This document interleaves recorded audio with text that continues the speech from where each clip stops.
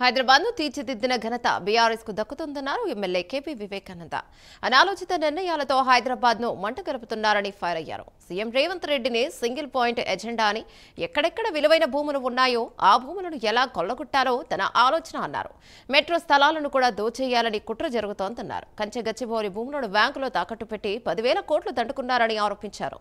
వెంటనే జీవో 27ను ఉపసంహరించుకోవాలని KP Vivekananda demand చేశారు.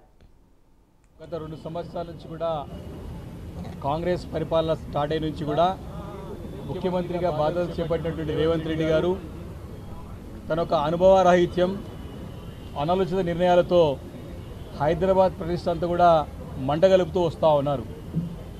గత 10 సంవత్సరాల గతంలో కేసీఆర్ గారి నాయకత్వంలో, కేటీఆర్ గారి సారథ్యంలో హైదరాబాద్ నగరానికి మంచి కీర్తి ప్రదర్శనలు సంపాదించి పెట్టినటువంటి ఘనత మా బీఆర్ఎస్ పార్టీకి దక్కుతుంది.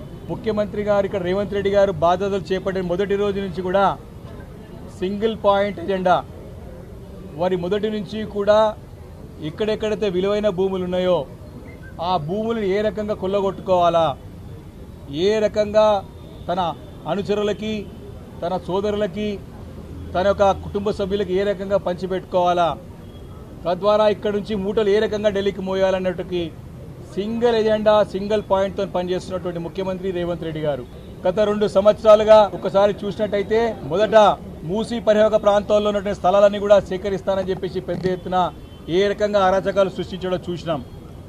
రెండోది మెట్రో, ఎల్ఎన్టీ మెట్రోకి సంబంధించిన స్థలాలన్నీ కూడా మరి దోచేయాలని చెప్పేసి, వాటన్నిటి కూడా కొట్టేయాలని చెప్పేసి, వాటిని కూడా కొల్లగొట్టాలని చెప్పేసి కూడా